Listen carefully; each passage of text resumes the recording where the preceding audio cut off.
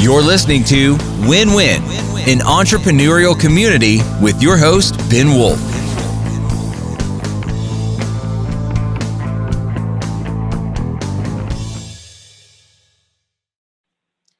And welcome to Win-Win, an entrepreneurial community. Today, we are going to learn from our guest how to scale a people-based business, something less automatable, and how to make that scalable.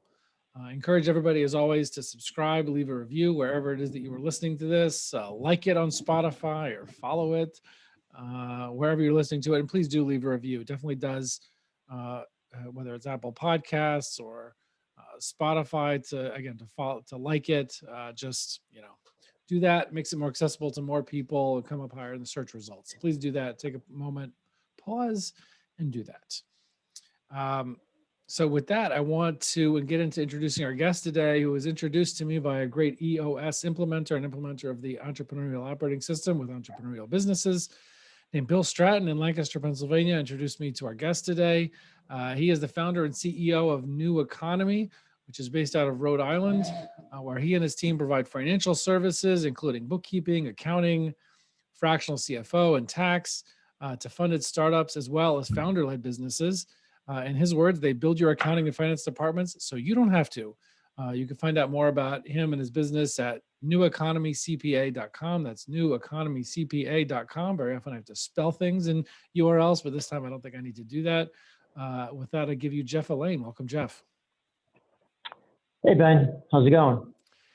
Pretty swell. Can't complain. Thanks for coming on. If we could get started with like a quick intro, like who are you? Just a quick 2-minute background on kind of who you are, where you came from to be doing what you're doing now. Sure. Yeah, that sounds great. Again, thanks for having me on today. I'm looking forward to the conversation. So yeah, my story goes, I'm the founder of New Economy. I started the business about 7 years ago. And I say to folks half jokingly that I'm the recovering CPA. I went to school, majored in accounting, spent the first 12 years of my career working at some of the larger, more traditional CPA firms like PricewaterhouseCoopers, RSM McGladrey. And what happened to me, which I'm very thankful for, is I bumped into the Startup Accelerator. And that sort of changed my whole life. I got introduced to the investor-backed startup and the entrepreneur, and I fell in love with the space. I fell in love with the passion, the commitment, the drive, the smarts that these people had. And when I went back to my day job, I was in a suit and tie. I was on the 12th floor of Post Office Square in downtown Boston. I just wasn't happy. And so I hooked up with a couple startups. I got to admit, the Boston part is not surprising to me. I got to admit. Yeah, Boston representing for sure. We were on the train very early on, back and forth between Boston and New York, but lots of startup activity in those areas, and so two companies. I helped raise some funding, and that provided for an opportunity for me to launch what is now New Economy. And at the time, it was a fork in the road. I had to determine if I wanted to stay with the traditional CPA firm and become a partner. I was offered that opportunity, or literally jump out of the ivory tower and take on some risk, which is what a lot of our companies are doing, and start New Economy. And those two companies, they both had about 12 months of runway, and that's how much visibility we had. But with the support of my wife and my mentors, we made the jump, and we started with those two companies.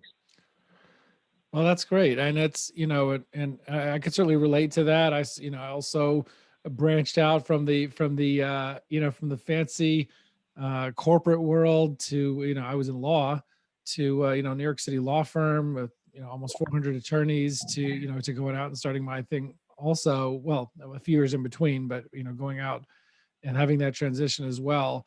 And it's, a lot of people I might be having on from your position to talk about finance knowledge, finance information, things that would be valuable to business owners. But what I'm really more interested in talking about with you is, what I said in the intro, started scaling a knowledge-based or scaling a people-based business. You're not talking like a SaaS, a software as a service, something that you could just sell to 5 million clients or 5 clients, and it's the same thing. But you have skilled people doing work. Obviously, there's some scalability or automation, maybe possible in certain parts of it, but it's not just a machine that you could just turn up and do 1 million people or 10 people. So that, I think I want to learn more from you, how you scaled that business and how you plan to continue scaling that business. I think is something that people can learn from in the way that you did that. So I appreciate that intro. And so let's just dive into that, right? So people have businesses like law, like I was in, or like accounting, like you were in and still are in. Team of experts of one kind or another. It probably could even apply to technical support or installing HVAC systems or plumbing. I mean, there's probably a lot of things that this could apply to, where you need talented, skilled people to deliver, a level of service to your clients that is going to be reliable, high quality, and whatnot. So I guess just start talking. Like, how do you scale? How do you approach scaling a business like that? Yeah, well, let me back up. I think what's important for everybody to really understand about themselves in terms of scaling a business is knowing what you want out of it, right? Let's start there, because, in being very vulnerable and honest with you, working with investor-backed startups, it's all about up and to the right. It's about fast growth, high trajectory growth. And I sort of bought into that. And I always knew that I wanted to build a business. I wanted to go beyond myself, build a brand that was adding impact multiplied in the lives of others, both a company internally and then other companies externally. And so I always knew that, but very early on, I was moving at the speed of the companies that I was working with. And these were product-based companies. And as you mentioned, I'm a service-based company. And so the first, I guess, 2-3 years of the business, I had probably hired 4 or 5 people, and I didn't really have systems. I didn't really have processes, and we were moving very, very fast. I wasn't focused on developing people, and it was first time entrepreneur, right? First time going through it all, and I wasn't focusing on the right thing. So I sort of had a crash. I had lost 2 team members, 2 clients. It's sort of the backhanded compliment, right? Like, the team members are in there, they're doing a great job, they're adding value. At the same time, the clients are growing and the role becomes a full-time role. Within a quarter in 2017, and again, I'm just being vulnerable here with our audience, I had lost 3 team members to very good clients. And that sort of level set things for me. And I was growing the business, but the scaling process was not sustainable. So when that had happened, everybody, that had left, they left on great terms. In fact, one of those employees is back with us now. But what I realized is to scale the business, you really need a set of systems and a set of processes that the business can really stand on. So that the starting point for me was knowing that I wanted to scale the business. But then when I had that sort of downturn, that really started my EOS journey. And I know that you're familiar with EOS, but I think, getting the vision in place, getting the data in place, getting the people in place, getting the processes in place, I really committed to that. And one of the very first things that I did when I decided to give it another go in a second shot was to not do client work, do client service work. So my only client at this point is New for you Economy. personally? For me personally, yeah. My time is now spent 100% on New Economy. And you got to remember, I came out of the service world where I was a technician. And there's a lot of folks that are in accounting firms, law firms, that they're focused on the technical side and not letting go of that vine to then really sit in a leadership role, whether it's the visionary, the integrator, the sales role.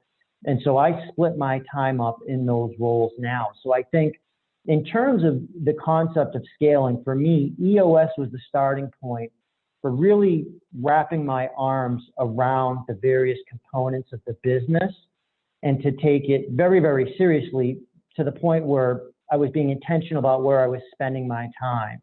And so on the people side, for example, I started the exercise of delegating to elevate. And started hiring internally. I have an ops manager, I have a marketing manager, and this freed me up to take on higher level tasks, focus a little bit more on sales, focus a little bit more on people development. So the concept of scale too, I think, if it's something that you're embarking upon, it's a long-term play. That's the other thing that I've learned is it's a process. It's about continuous improvement, which is kind of, it's one of the core values that we have is continuous improvement, but also embracing change. So it's really a long-term play. When we rely on the data component of EOS, we've got a 10-year plan, which will get us ultimately to where we want to be. But then we break it down to 5 years to 3 years to the 1-year plan, and we focus on those rocks. So it's a very systematic approach to growing the business. Now, with having that system in place, the other thing that I think is really important, the two things is both culture and then the management leadership component, because I think culture really scales. And I think if you have a healthy culture within the organization, that's going to help you to continue to get to the next level. And what do you mean about some of these processes or procedures you put in, or the way that you scaled culture? Can you get a little more specific about what you mean about what you did there? Yeah, honestly, it was being really open and honest with employees and letting them know that you care about them and building that trust from the onset, really building credibility. And I think it's a leadership sort of trait that I'm working on myself.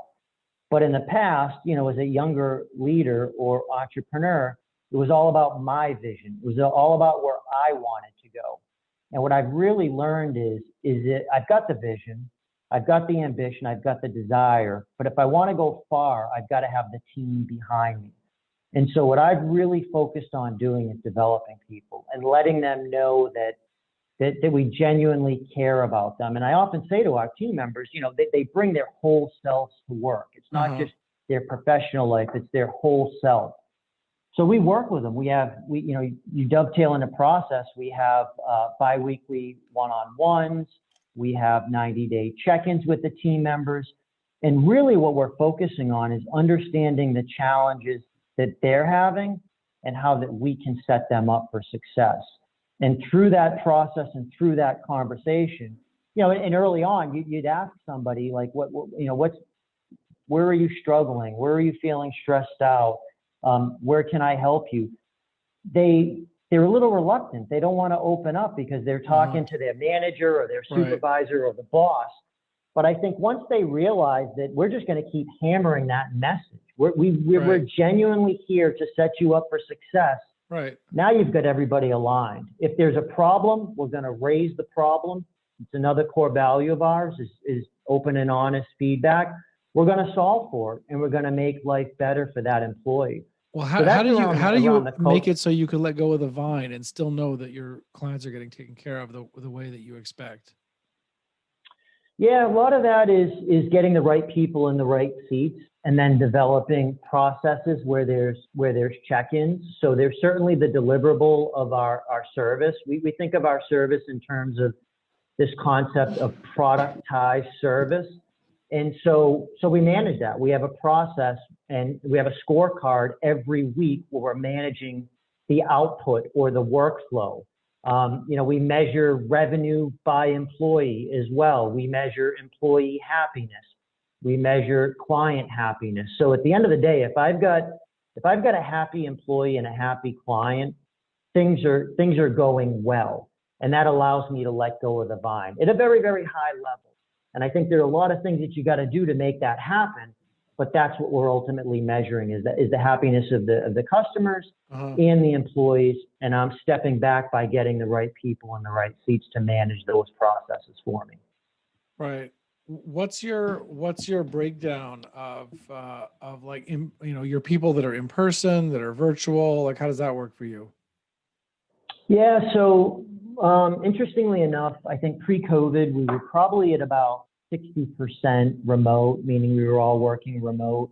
When COVID hit, everybody went 100% remote. Right. We had just had a team meeting about a week ago where we had decided that we're moving 100% remote. Like once the states open back up, we're in California with a physical presence. we're in Massachusetts, we're in New York, and we're in Rhode Island. Uh-huh. And when those states opened back up in the middle of the summer, we had said to the team, hey guys, you're welcome to come back to the offices, and nobody came back. So they were sending us a message. Mm-hmm. And so everybody's spread out. And, again, I think with the meeting rhythms and the pulses in place and the scorecard that we have, you can really measure the output. And I think that, the hiring is very important. The training is very important. The one system is very important. And I think communicating that very clearly to the team members and then getting out of the way is very important. Let the system run its course. And that's what we've done. So we're not micromanaging, we're empowering here. We're speaking to people very clearly with what the expectations are, with Right. what we're measuring. And we're letting them connect those dots. We're getting out of the way as fast as we can. We're certainly training them and developing them to be managers and leaders and technical accountants and controllers and tax people, and we're providing that for them. It's very important. As you mentioned earlier, we're a knowledge company, so we got to continue to develop that. But we try to get out of the way and let them come to the table with their ideas, with their problems, with their thoughts, and we just empower them. How are you measuring people's happiness, customers and employees? You mentioned that before. How are you measuring, technically speaking, how are you measuring that? Yeah, so this is probably a shameless plug for a platform that probably a lot of our listeners leverage, but on the payroll side, there's Gusto, right? Okay. And I'm not familiar. so every 2 weeks, so twice a month, there's a survey that comes out via email, and all the employees get it, and it's 3 questions. And it's very simple, it's very easy. We get 100% participation because we ask for it, and we mentioned to our team that there's an expectation around that. And then what Gusto does is, based on those 2 surveys, they provide us back a scorecard with a percentage around customer happiness. And so I suspect there's 3 or 4 questions in each one of those surveys that they send. Once we get it back, we then share it with the team via a weekly scorecard, and we're looking for an 80% happiness rating. And Gusto, in return for answering those questions, they will give us a rating. And so we're probably in the 95 to 100% in terms of employee happiness, which is probably one of the things that I'm most proud of. And again, this is, I think part of the frustration people have with surveys and things like that is that people just don't do them. But you actually you're saying you make it an expectation, meaning your CPA or your finance guy will actually be asking you every few days, hey, need you to, do that survey still or whatever. And just they're actually responsible to get it. They're not just not mentioning it. That's right. Yeah. I mean, we just try to, in terms of the management process, I think one of our tenets is to communicate clearly what the expectations are. Now, just for clarification, the survey that I had mentioned is our internal survey. So that's around employee happiness. Right. So our ops manager will be the one that's following up with our team if somebody hasn't filled it out. If the client then there's hasn't a filled it out. separate process. There's a separate process for the client. So Oh, Gusto is our how does it work with payroll the clients? platform. Yeah, so you're probably familiar. We've done it a few different ways. You're probably familiar with the Net Promoter Score. And so we've done Google surveys, leveraging that in the past to get customer satisfaction. But that's something that's independent of the client service team. So internally at New Economy, we've broken the technical team up into 2 teams. And the reason that we've done that is we feel that from a communication perspective and management perspective, the right team size is 6 to 8, 6 to 10. So we've got 2 internal teams, and those are our technicians that are facing clients. And then we have an operations team. And our operations team comprises 3 other individuals. And they're really working on some of the internal stuff at New Economy, but they're the ones that would be seeking out feedback from the clients independent of the accountants that would be providing the service. This way there's not a conflict of interest, and we're more likely to get, honest feedback back from the clients. But in either one of those situations with seeking feedback, I think the critical thing is keep it simple. Ask very pointed questions and keep it simple so that folks can just get you the information as Right. quickly as It's not an possible. imposition too That's much. key. Right. Yeah, that's Now, key. part of that letting go of the vine question also for you is, one of the big challenges for people letting go and this type of stuff is that you develop the reputation yourself, Jeff, right? And so how do you make that transition away of like saying, I'm not going to be a service provider, get it to be other people? How did you or do you manage that? I mean, it sounds like you've already done it, but like, how did you do that you were able to get other people doing the service? Yeah, lots of sleepless nights up front in the beginning. Because it's a transition, right? Like I mentioned earlier, it's sort of the long-term game, and it's always a work in process. And I think for me, it goes back to knowing what I wanted. I knew that I wanted to build a company. I didn't want it to be just Jeff. So having made that decision, there was going to be a time, and I had to mentally prepare myself for letting go of that vine, right? Like if you want to build a company, you're going to hire employees, you've got to delegate to elevate. And certainly there's the issue around, well, we hired Jeff. And very early on, when we would go through the sales process with customers, I would let them know that there's a team. It's not Jeff. So there was a lot of educating outwardly with the clients that would happen. And then for me, it was a matter of really hiring the right people. And hiring is so critical, right? I mean, it's 80%, I think, of the success that we've had is getting the right people in here, getting them in the right seats, and providing a playbook for which they can navigate. Because what happens is when they start then doing good work, they're multiplying my vision and my effect, and they're delivering on brand promises, the brand promises of New Economy. And that's really how we've grown. So we've made, not myself, but our team has made that client happy. It happened this weekend. I had 3 referrals come in from existing clients. I have nothing to do with the client service based on the work that the team's doing.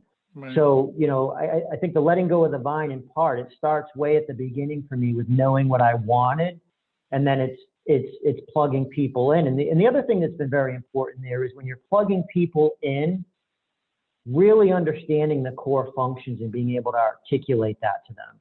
You got to have the job descriptions, but you also have to have the 3 to 5 core functions that they're ultimately responsible for, and you got to hold them to that. And our meeting rhythms do just that. We'll have, the 90-day check-in where we'll go over all of that stuff, where we're constantly providing clarity to the team members what we expect of them. And that's just something that it further enables me to let go of that vine. And we're in the process of, letting go of another one, because the business is at the point where, in 2021, we're going to need a fractional integrator. And that's a seat that I'm playing in. That's a very key seat. I mean, that's the number 2 after that leadership seat. And so we're going to continue to have to, let go of the vine to grab the next one. And it's really going to be the same approach. It's finding the right person, and we're also looking inward for that person, but also clearly articulating what those core functions are that person would be responsible for. And you got to get out of the way. You just have to get out of the way. If you've got the right person, you got the right core functions, you've got to have faith in the system, and you manage it on a 30-day basis. Right. That's great. Maybe I could just ask one last thing is, tell me a drop more about that playbook you referred to earlier that, creates a certain railings, right? Just a certain process around which people are doing. Yeah, people are experts, but it's clear what, you talked about productizing. Just if you could say a couple minutes about how you did that. Because again, I think all of these things I'm asking really with the intent of the listeners or viewers on YouTube coming in and saying like, if I have this people-based business, how can I do this? If like you said at the beginning, that's the person's decision. It's what they actually want. Some people really want to have just their own business where it's a job and they're just a solopreneur. There's a lot of people who prefer that. But for those who would like to scale, and I'm among those, I'm really trying to learn also selfishly and let people hear this. But tell me about that playbook and that productization of a knowledge-based service. What does that look like? Yeah. So, we have 5 financial tools that we implement into businesses. One's a rolling cash flow forecast. One's the financial model. One is the month-end close. And let's just pick on the month-end close, for example. And the month-end close, the idea there is we have created internally some IP at New Economy that's actually a product that we release to the clients that we expect every team member delivering that service to a client to deliver it 80% in the format that we have. So we've got this monthly close, and the monthly close is really for the client. The value proposition is around the accuracy of the numbers. So it's a set of schedules where we're reviewing their income statement, their balance sheet, and all the supporting reconciliations behind that.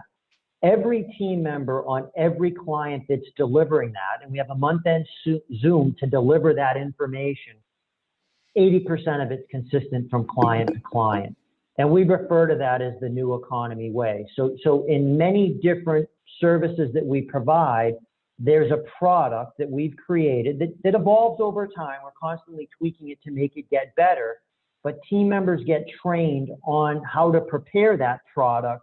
And there's an expectation that it's going to, that there's rails, as you had mentioned, that they're going to stay in between, that are going to make it efficient, they're going to make it effective.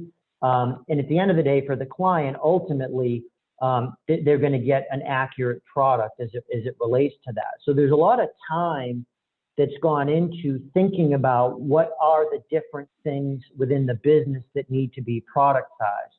And we've spent the time thinking about that. And that's scalable as well, because we've got 13 full-time team members.